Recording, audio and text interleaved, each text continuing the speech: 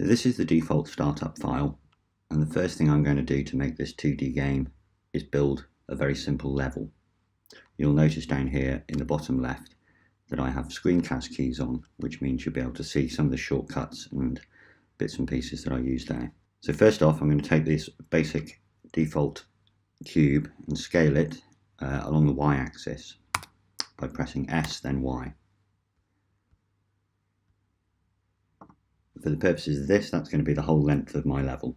Next, I'm going to make some platforms to make the level a bit more exciting.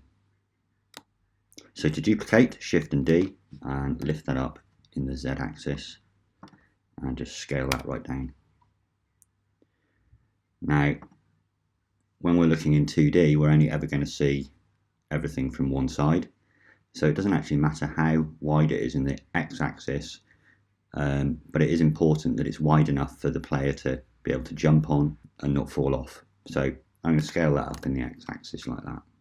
So it's about the same width as the floor here.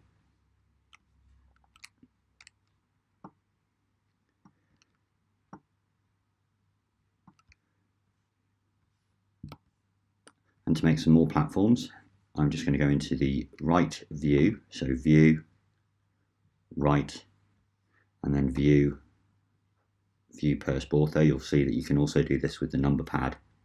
This means I can now easily duplicate, Shift and D, this platform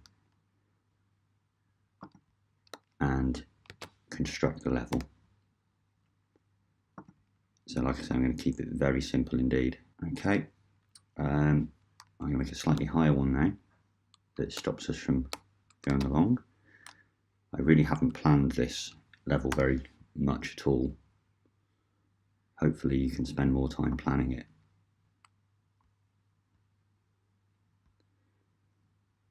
There we are, so I'm just scaling that up in the Z axis. You'll see that by pressing those keys, it's not scaling it in the X axis or the Y axis. Next, I'm going to make a doorway. That's going to be our exit from the level. So again, I'm just using cubes. You can, of course, use whichever shapes you like and do some much more exciting modelling.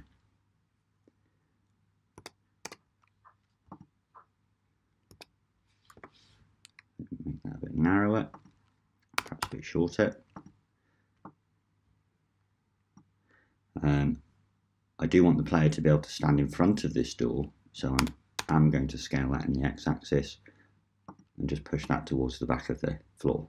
I don't have a number pad on my keyboard, which is why I have to do this all the time. So, this is basically going to be the level. The player will have to jump on these to get up to here and get out of this door. But we will put some obstacles in the way and require the player to do a little bit more than just that. Next, I'm going to add a player. And this player is again going to be very simple. It's going to be just a cube, but it's going to be roughly proportioned to the right size for this level. I'm going to place my 3D cursor over here where I want the player to be created and press Add, Mesh and Cube. And again, scale that down.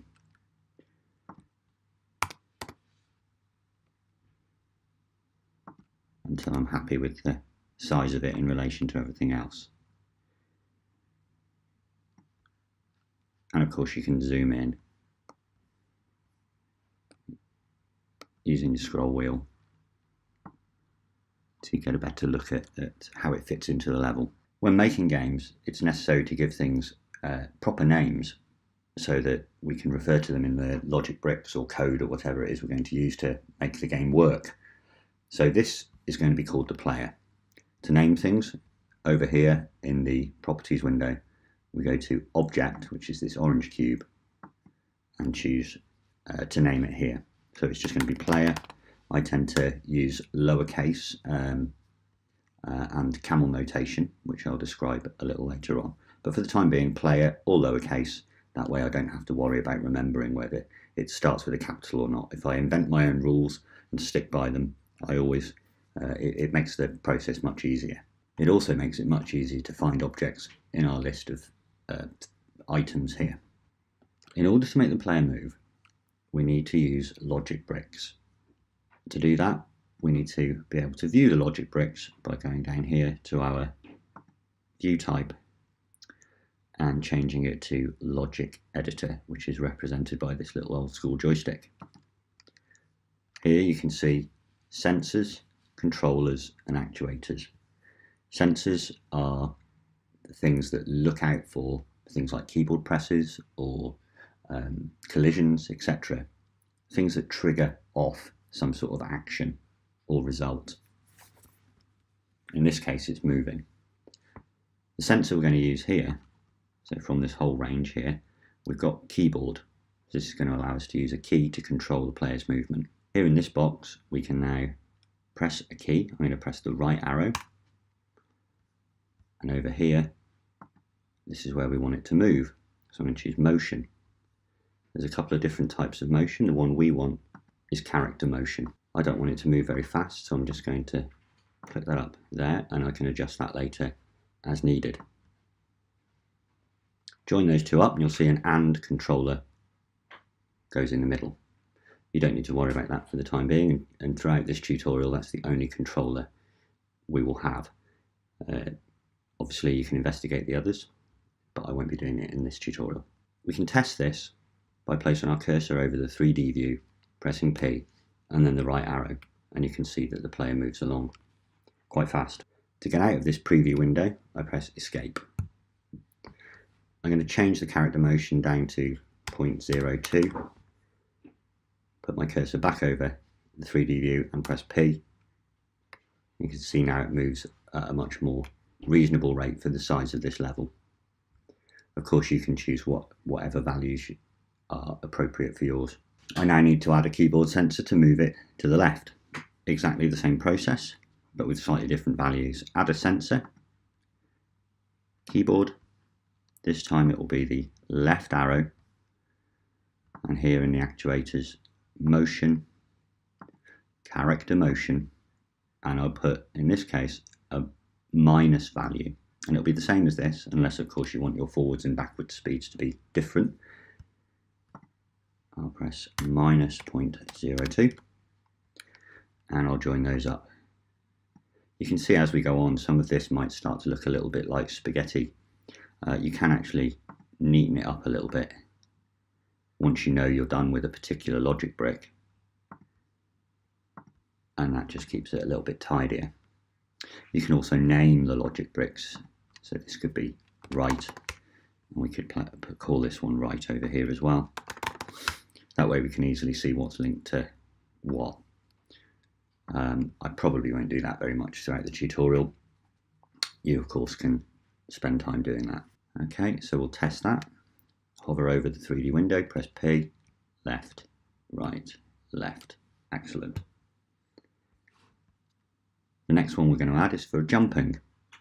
So this time, keyboard sensor, I'm going to use the space key, and the actuator is a motion actuator, character motion, and handily we've got this button here that just says jump. We click that, we can add those two together. At the moment, jump won't do anything. The reason for this is there's no information as to how high to jump or what the gravity is, and for that of course we need physics. Let me just expand this area here.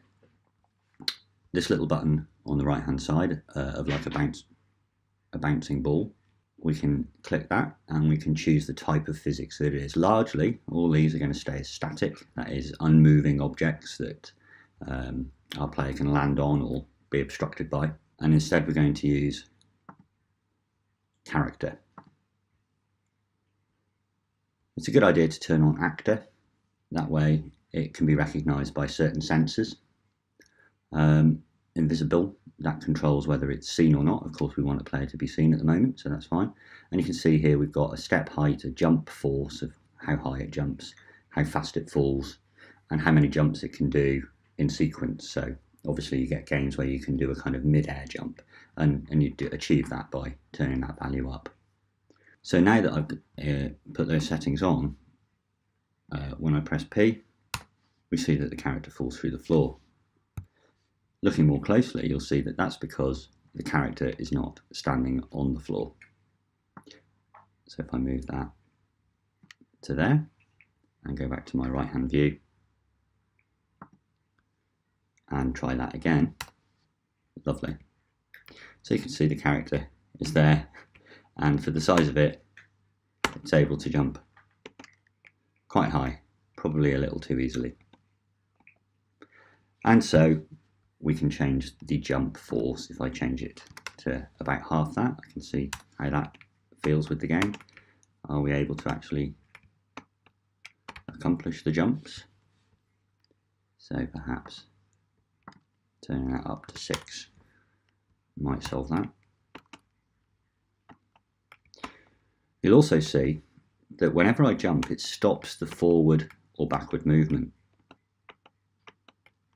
To solve that issue, we need to just turn on the tap button here,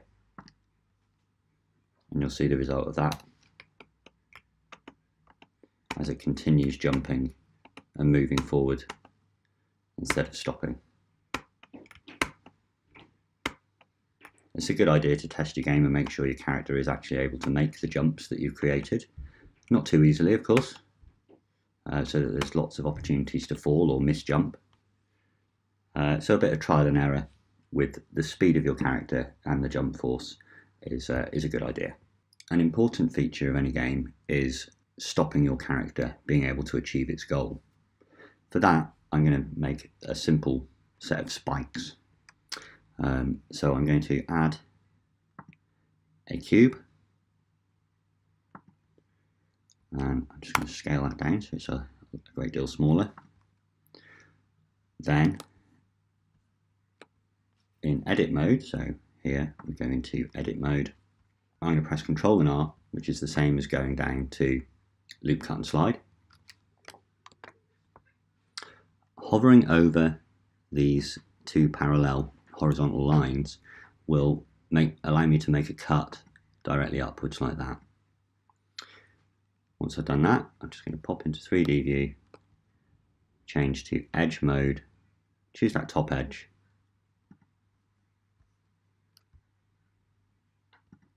and just lift that up a bit. There we go. That's going to be my spike. Back to my right hand view, where I can place it on the level. I think I'll just scale that down a bit more.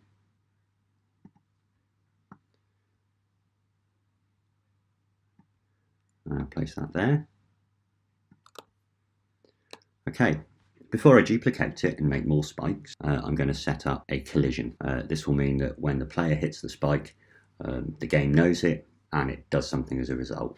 In this case, it will be restart the level. We add a sensor. This sensor is going to be a collision. It's asking us here for a property. What's it going to collide with? This is where naming objects is important. I'm going to type in player. Notice I've done it all lowercase in the same way that I wrote the name of the player. That way, when it's looking to see what's colliding with this spike, if it's the player, it knows that it has to do something. If it's something else, it's not here, then it does nothing. What we want to happen when the player hits the spike, obviously you can have lots of things happen. You might play a death animation, you might lose a life or something like that. In this case, I'm just simply going to restart the game. So scene, restart. There's a few different options here which we'll come to later, but we're going to use restart. Join those two up. So having made sure that the spike has the collision and the player property has some sort of action as a result and is in the right place to be able to capture the player, there's one final thing we need to do, and that is click on the player, and here in the properties window, if you can't see it, press N or press the little plus button. We're going to click add game property, and the property, if I just expand this, I'm going to name this player, again all lowercase. I'm not going to change this bit, it's not necessary, and you'll see now that when I test it, it slings us back to the beginning when we hit that spike. Okay, having done that and made sure the spike works, we can now duplicate it, and so I'm just pressing Shift and D and then moving it along on the Y-axis. And I'm just going to put these, so by selecting multiple objects, I'm holding Shift and right-clicking them, and then Shift and D, and then Y to move them along there, and just place them under any gaps in the platforms.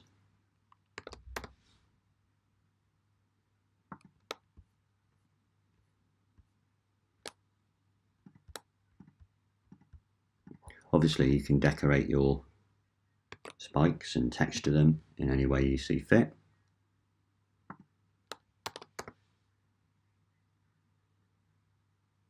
There we go. So if at any point the player drops between these platforms, that's basically it. They have to restart.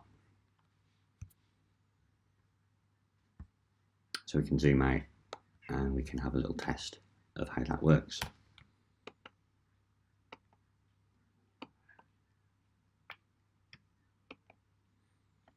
So we can see that the game is achievable, but there is a bit of a chance you might fall down there. We're going to use collision again now, but this time it's in order to pick up an object. First we have to create the object. The player is going to be required to get a key before the door will be unlocked and they'll be able to finish the level. So first we need to create the key. I'll place it here. It's not a particularly hard to reach place. I might change that later. So I'll add an object, mesh. I'll make it a very simple key shape. I'll keep it quite large while I'm making it. Just move it up here so we can see it clearly.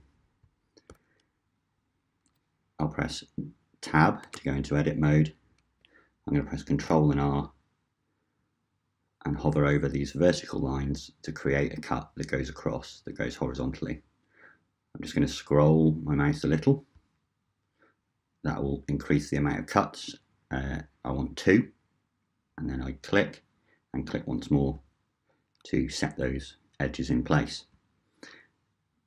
Coming into the 3D view, I will change to face select mode down here, and I'm just going to expand this one by extruding it and pressing E,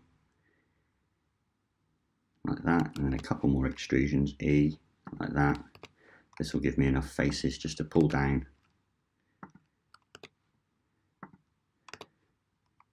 to create that key shape.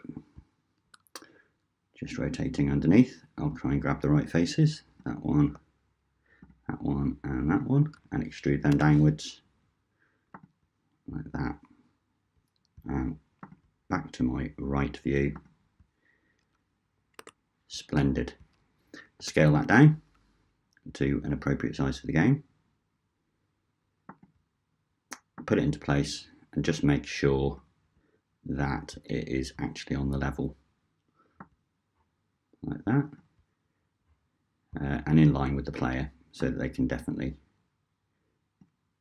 collide with it. Again, you can scale it in the x-axis if you wish to, just to make sure that the player has maximum chance of hitting that.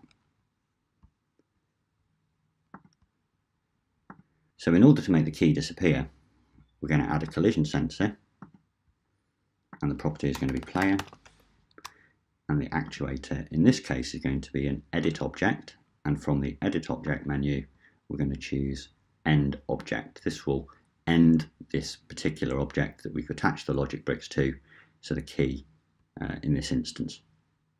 Join those two up. Now if I play this, it will help us decide where this key has to be. Sometimes collision detection is not perfect in Blender, so in this case I'm going to move the key down a little bit so it's very much in the way of the player. Try that again. Oops. And you can see that disappears. Next we're going to make this make a noise when it disappears. This will give the player some feedback to know that they've actually done something and that the game hasn't suddenly broken and things are vanishing without cause. To make a sound play at a specific time, we need to attach the sound to another object. I'm just going to click here. I'm going to press add empty. Empties don't show up when we're rendered, when we're actually playing the game, so it will never be seen. So I'm just going to use a plain axis like that. That represents our sound. And this is going to always play a sound. And for that, we're using always sensor. The actuator is going to be sound. And we're going to open a sound here, and I'll just go to my files. And I've got this ding sound that I took from the internet. And choose that and press open sound. And you can see that it's listed here. Play mode is play stop, which means it plays and then stops once it's played. You can have other options should you need them. And we're going to link that up. You'll see if we play this now,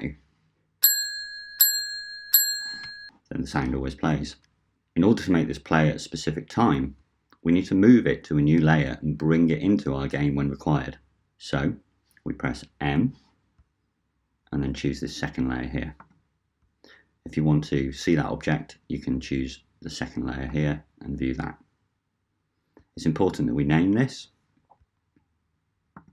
So we go to our orange cube and I'm going to call this ding. Back to our game, and down here in the logic bricks, I'm going to click on the key, and so that when it collides with it, the key disappears. We add an object. In this case, we're going to go to edit object, add object, and the object we're going to add, if we scroll down a little, we go to ding. Link those two up, and hopefully now when we play this,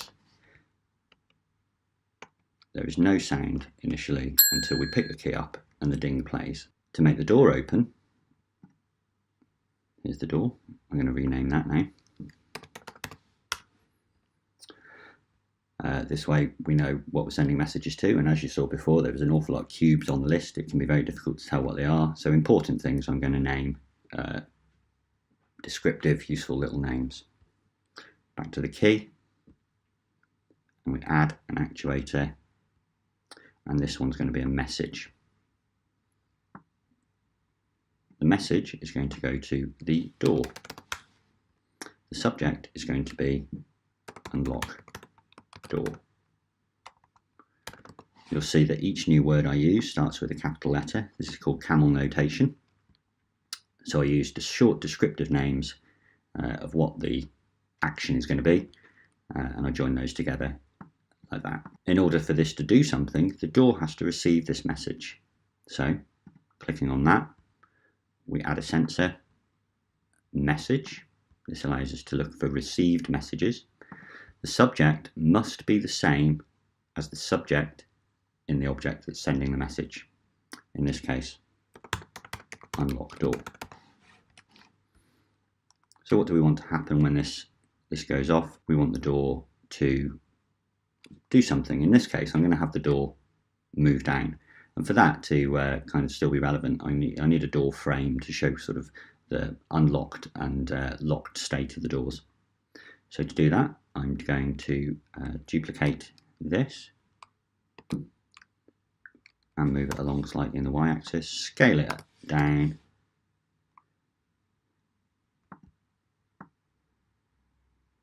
and create a door frame. I'll zoom in here so you can see what's happening. So in edit mode, so I'm pressing tab to go into edit mode here, and just come into the 3D view. Just come into the 3D view, select that top face. I'm just going to extrude that upwards by pressing E, and over here, like that.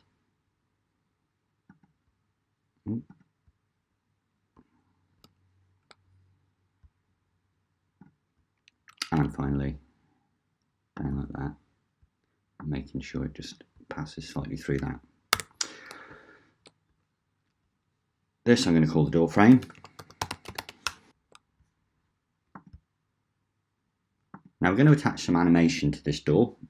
All it's going to do is move downward, and that's going to happen when this unlock door message is received. So in order to make this animation play when we pick up the key, we're going to need to use the timeline and we're going to make some animation for this door. I'm going to drag myself, open a new window, and change this view mode to timeline. Here at frame 0, we want to set a keyframe for the door in its original locked position. So hovering over the door here, I'll press I and choose location. Then, moving it along a few frames, I'm just going to go with 40.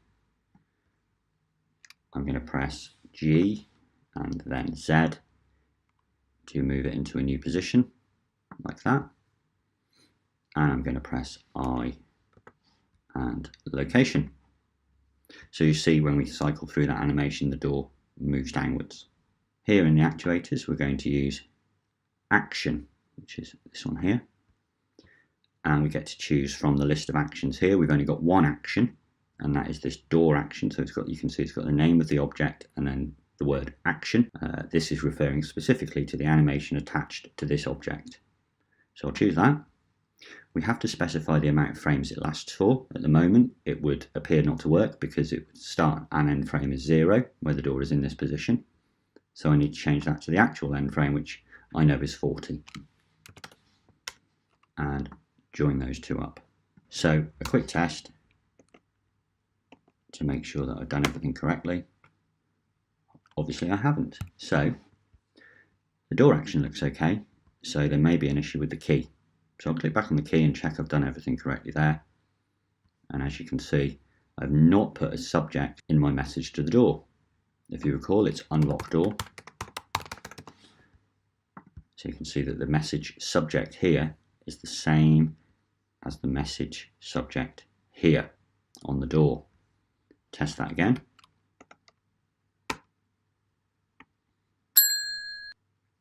And that animation plays. Now that's working, I'm just going to resize these windows. So my timeline is still there if I need access to it again, but I can see the logic editor clearly. In order to make this game a little more exciting, I'm going to place the key over in this area here.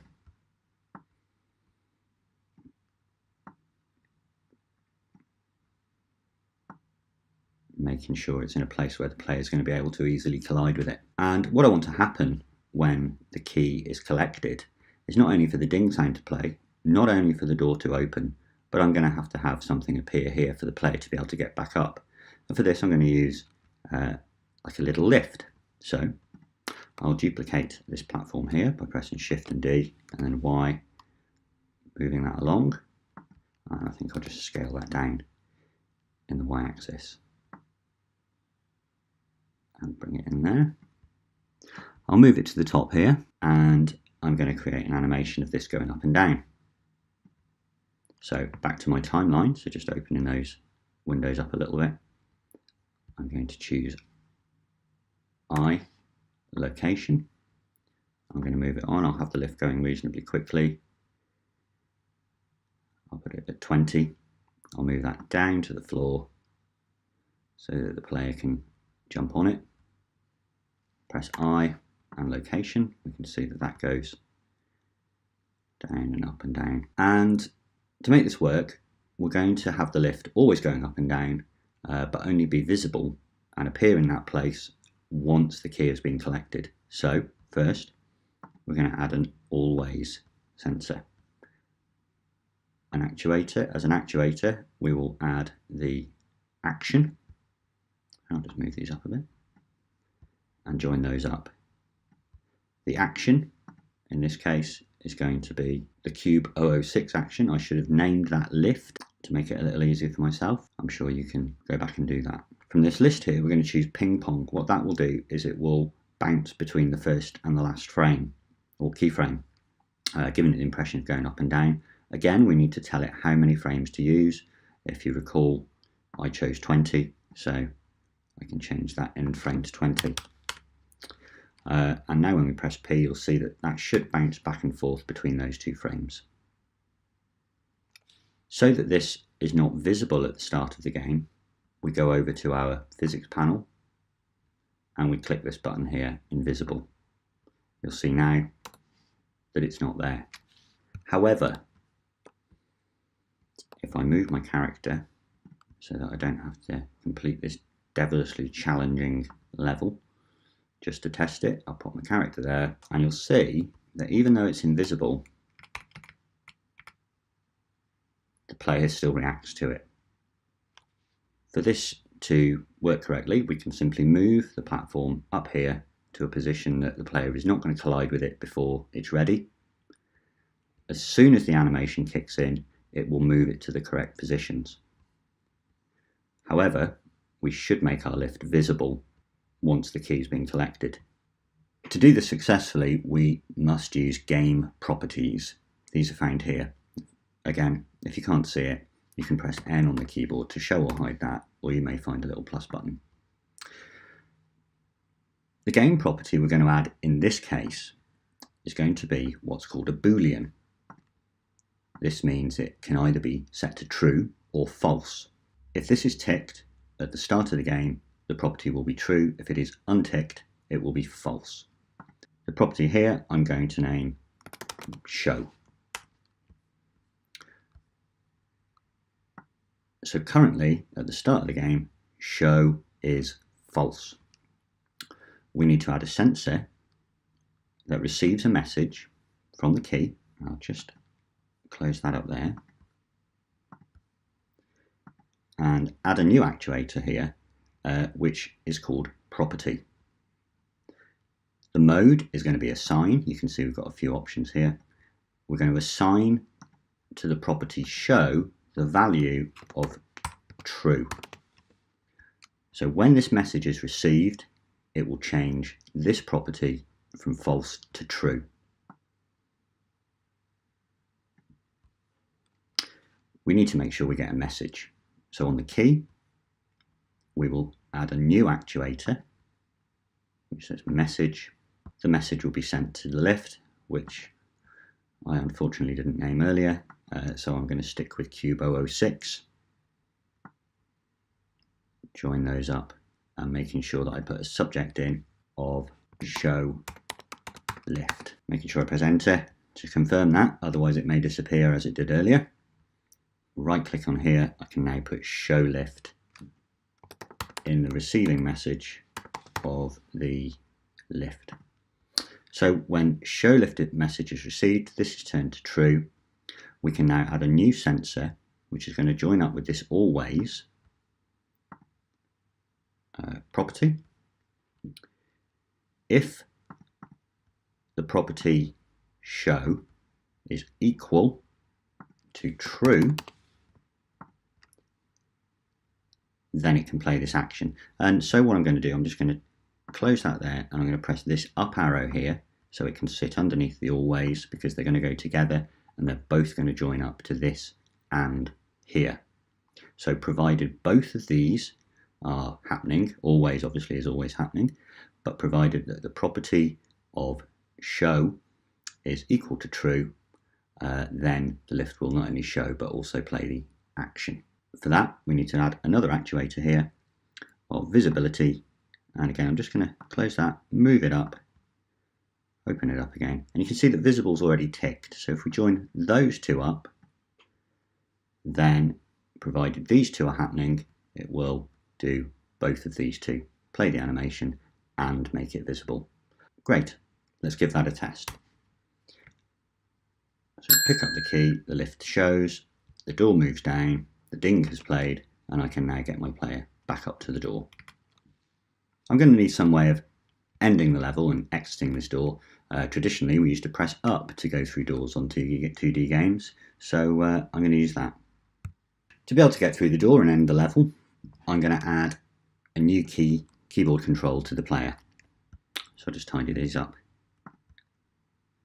Exactly the same process as earlier. Add a keyboard sensor.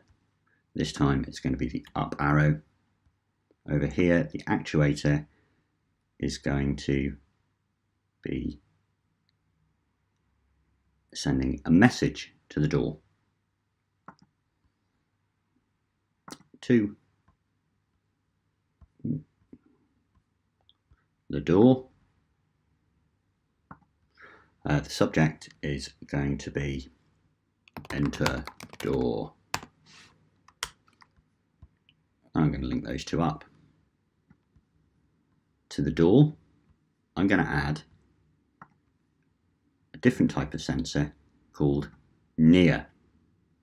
This checks to see whether the player is near an object, and it can use that as a trigger. Instead of just colliding with it, it might be that the object is something we can't collide with, and so we can use the near sensor to trigger that off. It's very useful for other things as well. For example, sounds that play at different parts of your game and mixing sounds together and things like that. The property we put in the near sensor is, again, player, because this is what we're looking at to see if the player is near the door. If it is, that the player is near the door. In addition to this, we want to check that the up key is being pressed. So we need a message.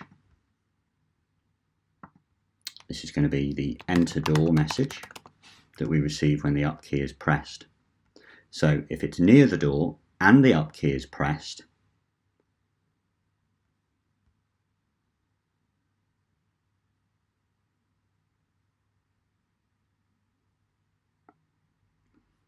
so if it's near the door and the up key is pressed, we can go through it. However, we only want this to happen when the door is unlocked.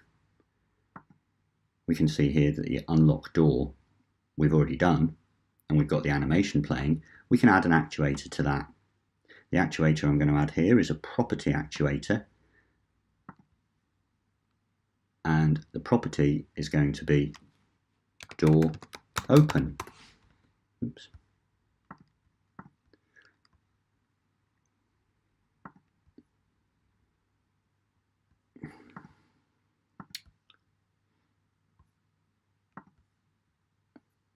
So that we can only exit the game once we've collected the key and got back up to the door, we're going to need to add another property to our game. The game property in this case I'm going to use is another Boolean, so it can either be set to true or false. It's going to be starting off set to false. I'm going to call it door open. So in my mind I'm thinking door open is false, therefore the door is closed.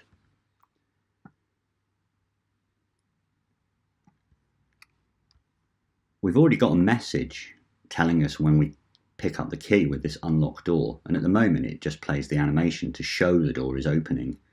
The game has no other way really of knowing that we have either got the key or not, so I'm going to use this same sensor setup here and add a new actuator that changes this property of door open when the key is picked up. We'll link those up. The property of door open is going to be set to true. This means that we can now have several sensors that are required before we can end the game. The first sensor, of course, is property, so we make sure that door open is true and not false.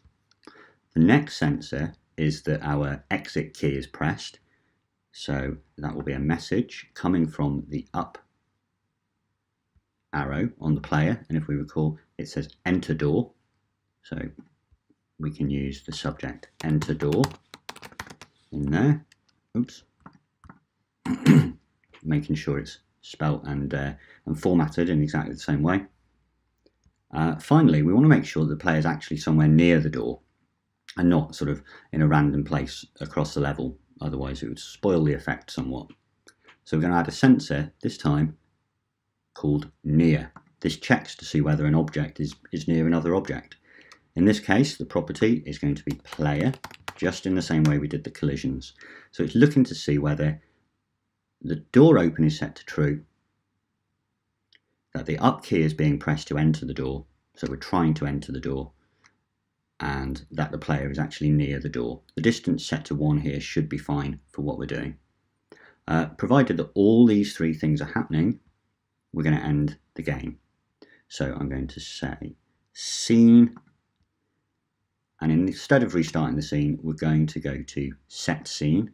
We'll set some scenes up later, but essentially this will be the win screen, or potentially next level, or whatever it is. We'll join these up. So I'll just join the first one up first, and I'll just send these to the beginning of that AND sensor. If you want to check this is working, you can just choose restart, for example, so that you'll know that when all of those things happen, we should find ourselves back at this beginning position. So we get the key, our lift shows up, the door is opened. Here we are back at the door. We'll press the up arrow, and it's reset the game. The key's back in place, the door is open. It's as if we've started again. So all of that is working. If it's not working for you, just go back through that process and check that everything's named correctly and linked up in the right way. Now, to give our game a little bit more sound, I'm going to add some more sounds. So firstly, let's have a look at the player. I've got a jump noise. So here I'm going to just find my jump logic bricks, and I'm going to add an actuator for the sound and just move that up. The sound I'm going to use is this one, which is jump, open sound, and connect those up. So hopefully now it will play each time I press the spacebar. Having done that, I now want to add a sound that plays when the player is killed. This is going to be added to the spikes. So when it collides with the player, or the player collides with the spike, at the moment it restarts the scene. And there's a problem with this. Because it restarts the scene immediately, there's not enough time for the sound to play. If I add the sound, so I've imported my Wilhelm scream already, and I'll join those up. To change the sound, you can always press this folder here and it'll take you to the file navigator, and you can alter it there if you decide to update your sounds, that sort of thing. And I'll just move the player over here for the purpose of testing this, and I'm also going to just move the spike so that it's a bit closer, so I don't have to do anything very much to test this works. So what we should see is that the sound will begin to play, but the game restarts before it gets a chance to play all of it. Fortunately, there's a way around this. Firstly, I'm going to remove this restart option here. We're going to use that elsewhere. We want the sound to play, but at the moment now, obviously, the game doesn't end. So for that, we're going to use game properties again. I'm going to add a property. This one is to check to see whether the player has died. So I'm going to call it is dead. It's going to be a Boolean, and it's currently set to false, so therefore alive. The actuator, again, is a property actuator, and we want to assign is dead the value of true. So what we're saying is, provided the player has collided with it, it will play the sound and it will recognise that this is going to begin the kind of death sequence. Death is imminent. So we're going to add a sensor here, and it's going to check that is dead. It's a property sensor. Is dead is true, so it checks to see whether that's the case. We're also going to make sure we give it enough time to play the sound. So for that, we're going to add a delay sensor. Delay takes place in ticks. You can see that if you hover over it, it explains that there are 60 ticks in every second. So my sound doesn't last very long, maybe a second at most, something like that. So I'm going to put it at maybe 60, perhaps 70 or 80. You can always adjust it. I'm going to add an actuator over here, and this is going to be where we use the scene restart.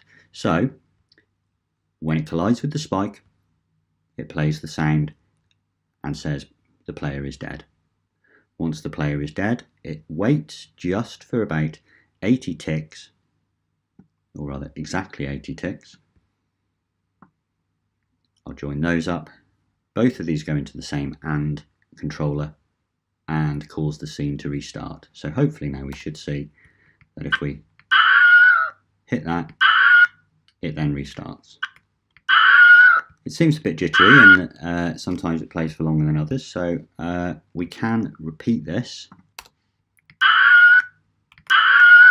I can move the spike back into place. Now, in hindsight, I should have set that up before I created all of the other spikes. But fortunately, Blender has a way that we can copy the logic bricks from this one to these other objects. So first I'm going to select them. This time I'm going to press B. It's much quicker. It allows you to make a box selection over these different objects here. So I'm just going to carefully select those. Deselecting the first one here. So select all of the ones you want to copy to first. You'll see them all here. See what I mean about the spaghetti? They've all got those same logic bricks that we set up earlier, apart from the one at the very top, which is our first spike, which we can see has got all these new ones that we've made.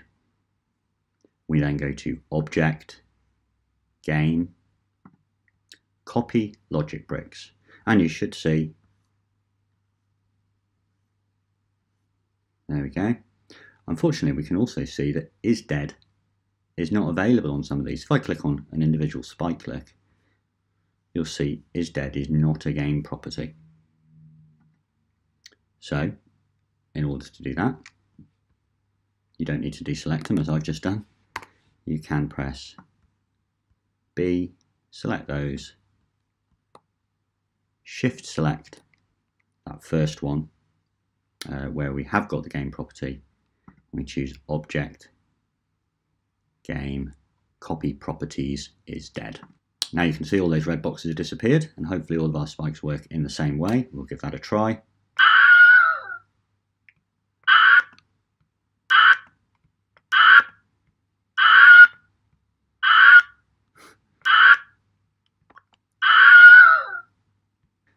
Of course, eventually we'll be taking the player to an end screen where we tell them how badly they've done. An important factor in the game is the camera, the viewpoint of the player.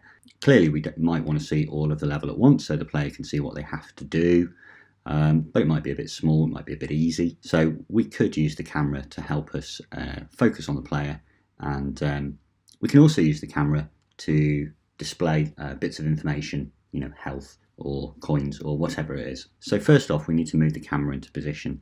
By default, the camera is up here, so I'm going to reset that. To reset it, we press Alt and R, that resets the rotation, and Alt and G, that resets its location. I want this view here, but I'm going to be much closer in. So first, I'm going to rotate the camera in the Z axis and the Y axis so that it's in the right position. So R, Z, 90. And then RY90.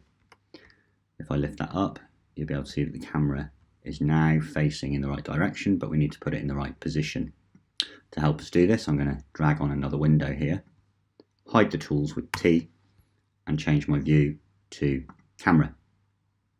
Lovely. And also orthographic view. There we go. Let's try that again. Camera. There we go. As you can see, it's still displaying in perspective. The reason is that actually I need to change the camera type to be orthographic. So we come over to the right here to this little camera tab, and the first options we get are whether it's perspective or orthographic, and if we choose orthographic, you'll see that that flattens it out in the style of a 2D game. It does mean that if we move the camera, it doesn't really change our scale of our view. We have to do that here. So here's our orthographic scale. So it's a good idea to place your camera in the right sort of area. I want the camera to follow the player. The method we use to do that is called parenting. Firstly, I'll get the correct scale. So I'm just going to scale that down so that we zoom in more on the player, and I'll move my camera into the general position I want everything to be. In fact, I'm going to move my player over here to a more useful starting location. Now I can move the camera over here like that, so we've just got a glimpse of that first platform. In order to make the camera follow the player, to parent it, I'm expanding this list here so that I can see player down here and camera up there, and I'm going to grab the camera and drag its icon down onto the player. There we go. You'll see now if you select the player and move it left or right, the camera helpfully goes with it. Now I'm going to add some text to the scene. The first text I'm going to make is for time. I'm going to set a timer on this so that if the game hasn't been completed or the level hasn't been completed in a certain amount of time, it will restart. You will lose the game. I'm also going to make some more text and put it over here, and that's going to indicate how many coins have been collected throughout the game. There won't be any kind of reward or anything in this tutorial that I'm making, but of course you can have people collect coins and it unlocks certain things. Up to you. So firstly, clicking here, I'm going to choose add and choose text. Text is always facing upwards, as you can see in this 3D view here. So I need to firstly get it in the right position. So RX90 will flip that upwards, and then RZ90 will pop it in the right position. Scale it so it fits nicely in my window. You have got to be careful, because the text is going to follow the camera, that it doesn't pass behind these other objects. So do, bring it forward as much as you like. If you bring it too far, you can see that the camera doesn't pick it up anymore because it's not in front of the camera, but you can basically go as close as you like. And I'll scale it down, you don't want it too big. And to edit text, we press tab and we treat it a bit like a word processor. So this one is going to be time. I'll put a colon there. And what I'm going to do now is duplicate that text several times. So Shift and D, Y. This one is going to be a dynamic number, which we change over time. Shift D and Y. This is going to say coins and be just some static text. And finally, Shift and D and Y, just here. And I'm just going to set this to 0 for the time being. I'll set this one, let's say, I don't know, 60 seconds, something like that. So I'll put 60 to represent that. And this one is going to be, again, dynamic number showing how many coins we collected. It's important that we name these. As you see, I've just realised I haven't saved this game at all since the beginning, which is very bad of me. So I've just saved it now. File, save as, and save it in a sensible place with a sensible name. First, we'll take a look at the time. We're going to make this count down to 0. When it hits 0, the game will restart. Select this text here, the time text. And the first thing we're going to do is add some properties. First, we click Add Text Game Property. We can't actually modify that, but we don't need to. Here, we'll click Add Game Property, and the property is going to be called time. And instead of a string, it's going to be an integer, which is a number. We can set this number. So the start number is actually going to be 60 in my case. And we're going to make it count down from that. To do that, we need to add our sensors. And the first one we've used already is a delay. So we say delay. And we know that this works in ticks. So if I want 60 seconds to pass, it needs to happen every 60 ticks. So changing that to 60 and making sure we repeat it so that once it's run through its 60 ticks once, it does it again. But every 60 ticks, it will set off this actuator, which is going to modify our property over here.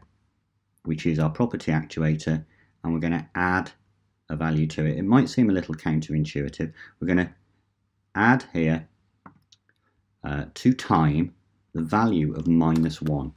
You'll see that there's no subtract. So the maths whizzes amongst you will recognise that by adding -1, we're actually taking away 1 from our 60. So joining them up, we should be able to see that in action. Before we can see it in action, we need to translate this value of time to this text here. So we add a sensor and we're looking at a property. This time the evaluation type is changed. It looks for when a property has been changed and updates things accordingly. The property that we're examining to see if it's changed is going to be time, and when it changes we're going to update the display. So this time property is going to be the text, so this text, and the value is going to be time. So we're using this property to give this text a particular number. So just to recap, every second -1 is taken from the property time, and each time that changes, the text is updated to show the value of time.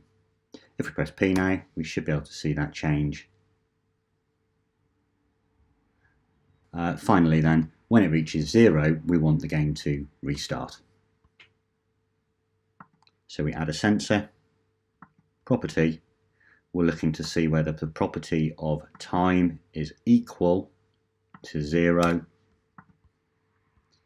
and the actuator here is going to be seen, and we can restart. Later on we'll change some of these restarts so they go to a lose screen, which is obviously a bit more final, but for the purposes of testing, restart works perfectly well. For the purposes of testing as well, we may wish to change the value of time to a much lower one just to check that it works. So I'll change it to 10, so 10 seconds, and I won't do anything, but we'll just watch it count down. And oh no, I better have to do something, otherwise we won't know it's restarted. But this will change back up to 10. So we'll move around a little bit.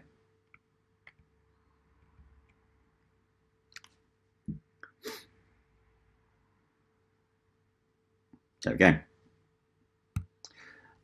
You might have noticed that as I was moving around there, the text goes out of the screen.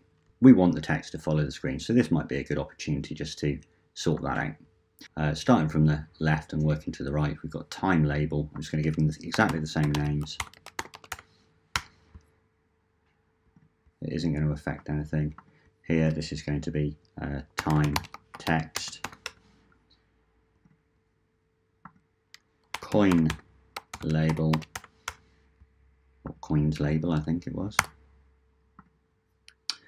and coins text.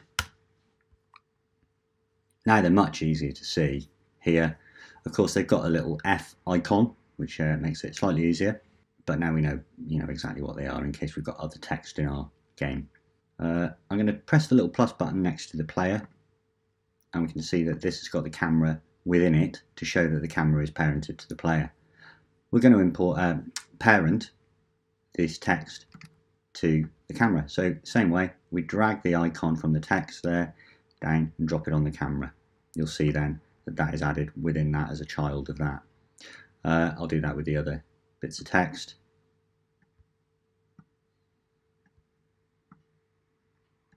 Now when we play it, you can already see that these parenting lines have appeared to show those relationships, and you'll see that when we move back and forth,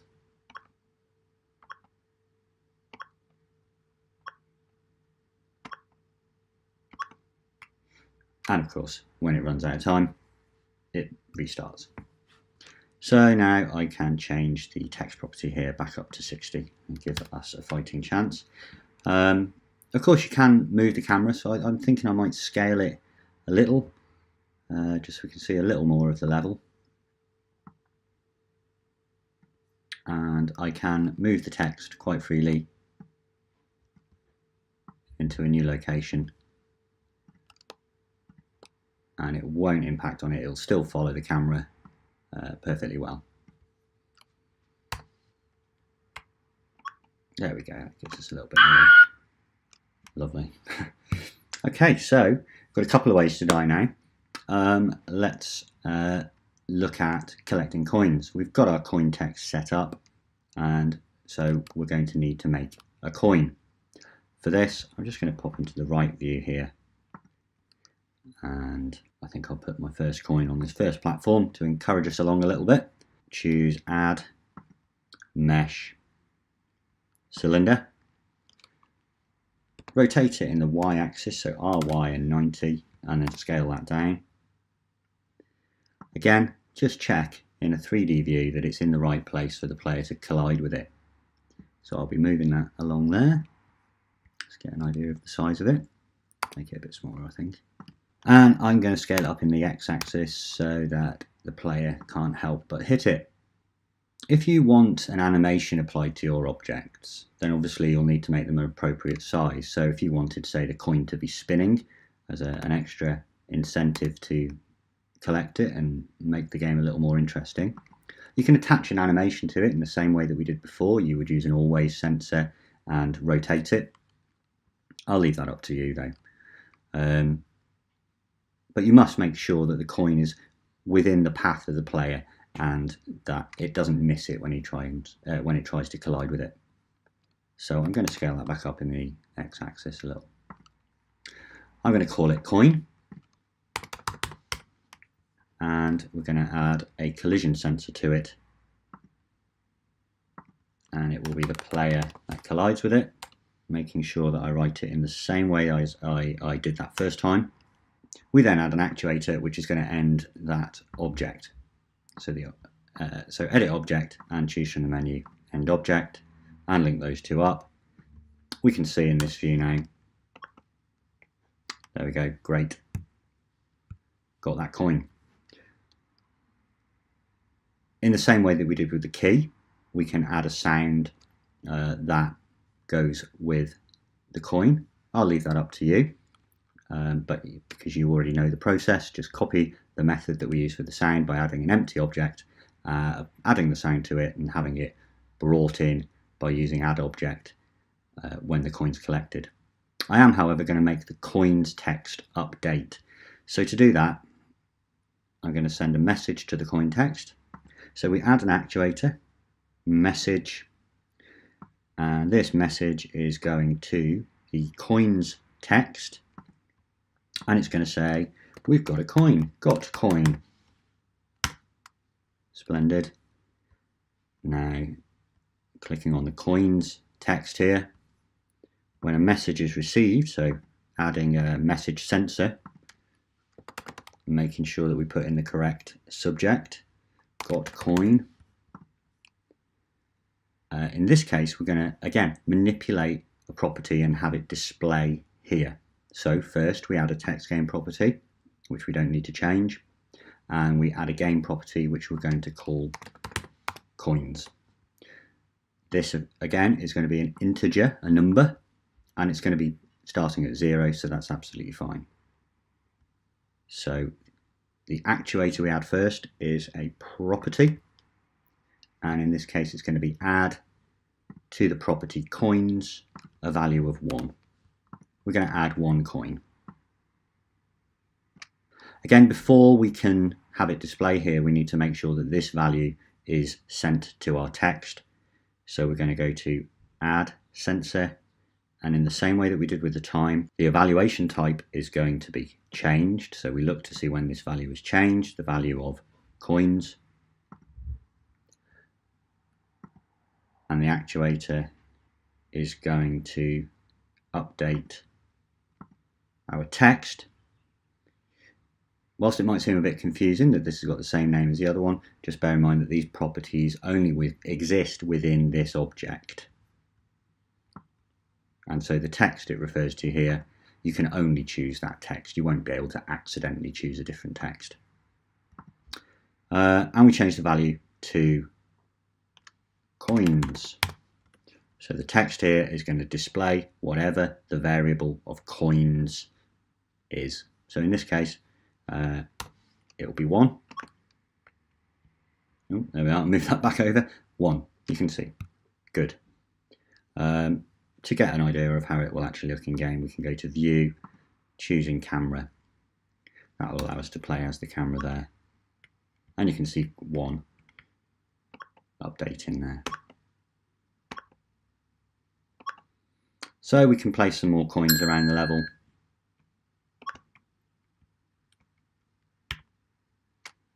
To make it a bit more interesting and perhaps entice our player to do things they wouldn't ordinarily do.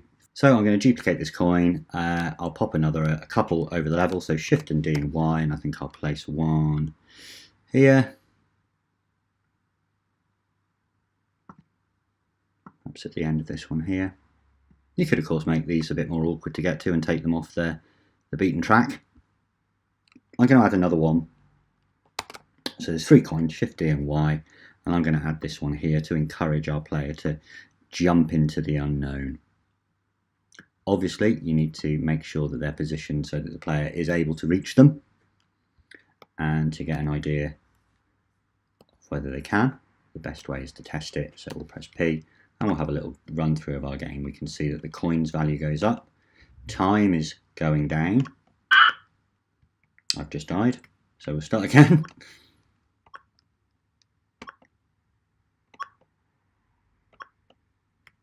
Okay, so we'll jump down here. Oh, there's a key. And we can get to our door. I'll press the up key, and there we go. That will eventually obviously take us to a win screen, so we'll sort that out shortly. Before that, I want to add yet another way to kill our player off. So games like Temple Run, things like that, there's lots of other examples of this, where you have this relentless pursuer who sets off a little while after you do on the game, and if you stumble too much or you take too long, then it catches up with you and causes you to fail. So we're going to set something up a bit like that. In this instance, true to the form of this game so far, I'm going to use a large cube that just simply moves along the level. I'm going to need to make it large enough that it will fill the camera if necessary. So I'm just going to click over here and add a cube. Look at that, splendid. I'll just move that into the camera view and scale it in the y-axis like that, and just move it up so that it is clearly taking up all of the screen like that. Clearly yours does not have to be a large cube, yours can be something much more interesting.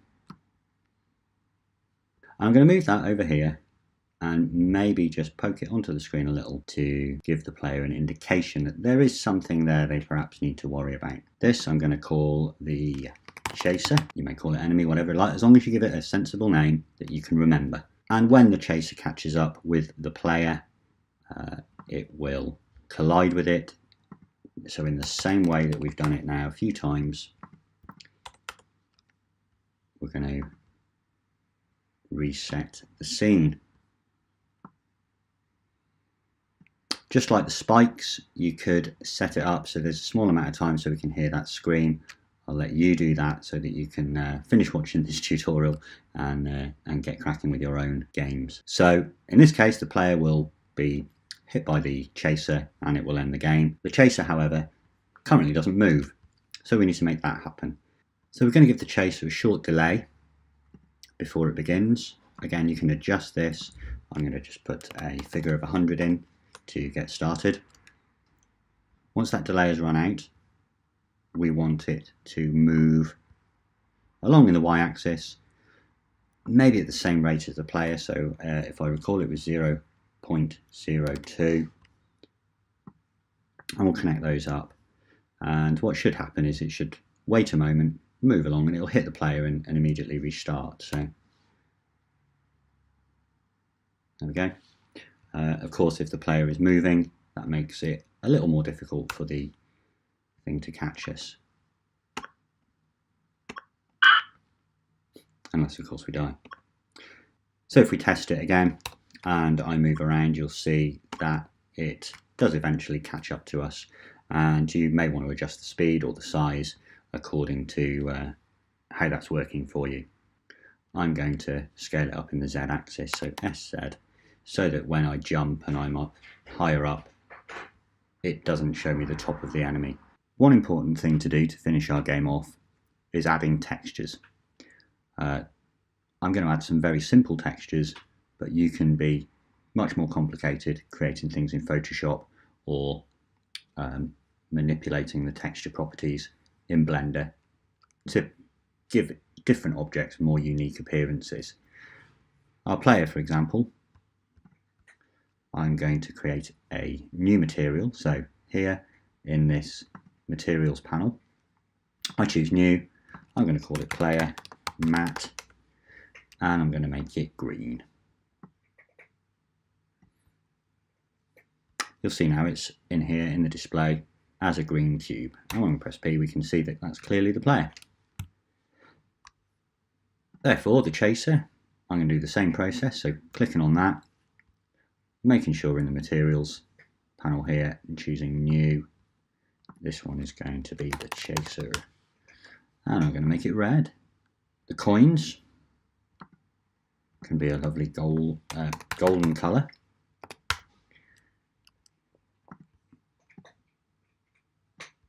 And we could make that much more intense and shiny by changing some of these values here. If you wish to give an object more than one colour, now of course you can use your custom textures, or you can make objects have multiple colours, provided they've got enough faces. If I demonstrate with this platform here, in edit mode I can choose a face and I can give it a particular colour. You can see it's applied this material to all of the cubes now. And scrolling up here, I can choose a sign like that. And that means that any selected face is always going to be that colour. I can then choose other faces and make a new material. And this one can be a different colour entirely. And then I choose a sign. And as you can see, that's changed those, so we've got a multicoloured object. If I wanted to do it with the player, for example, in this right view here, I go into edit mode and you can see it's only got one face here, so it doesn't give me much options for, it doesn't give me, if I go into edit mode on the player, you can see I've only got one face, so I can only assign one material to it. If I want to assign more materials to it, I need more faces. So I could model this into something a bit more exciting, like a person. I could also use loop cut and slide or control and R to perhaps make some more divisions in this player. So perhaps one like that, maybe at head level. And I could perhaps do another one for some legs. Now, when I choose those faces using face select mode, I can add a material